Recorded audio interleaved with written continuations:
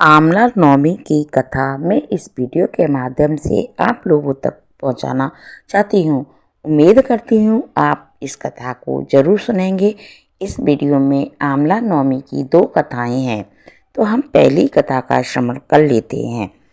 काशी नगर में एक निसंतान धर्मात्मा दानी बनिया रहता था।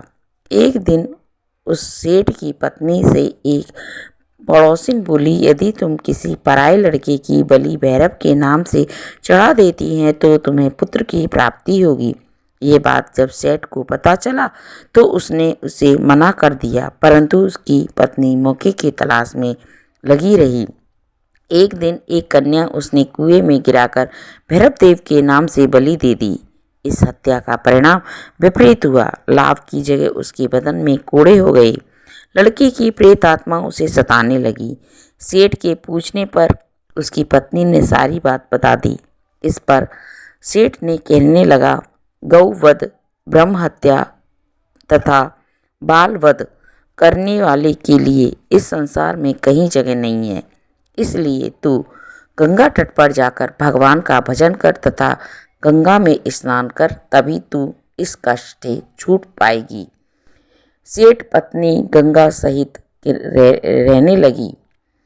कुछ दिनों बाद गंगा माता वृद्ध का वेश धारण करके उसके पास आई और बोली, तू मथुरा जाकर कार्तिक नवमी का व्रत कर, आमले वृक्ष की परिक्रमा कर तथा उसका पूजन कर।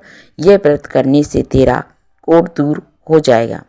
वृद्ध की बात मानकर सेठ की पत्नी पति से आज्ञा लेकर मथुरा आकर विधि पूर्वक आमले का व्रत करने लगी। इस करने से वह भगवान की कृपा से दिव्य शरीर वाली हो गई तथा उसे एक पुत्र की प्राप्ति भी हुई। तो ये थी पहली कथा जो समाप्त हो गई। अब मैं इसकी दूसरी कथा प्रारंभ करती हूँ। एक साहूकार नवमी के दिन आमले के पेड़ के नीचे ब्राह्मणों को भोजन करा रहा था। सोने का दान करता था।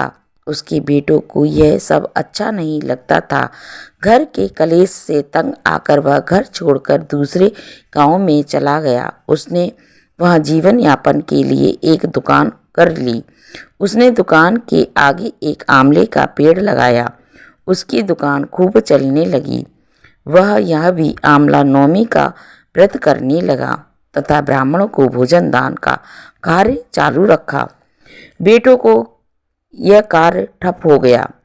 उनकी समझ में यह बात आ गई कि हम तो पिताजी के भाग्य से ही रोटी खाते थे।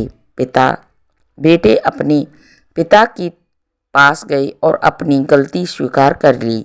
पिता की आज्ञा अनुसार वे आमले पेड़ की पूजा करने लगे। उनकी यह पहले जैसी सुख शांति छा गई। तो ये थी आमले व्रत की दूसरी कथा। उम्मीद करती हूँ कथा आपको पसंद आई होगी।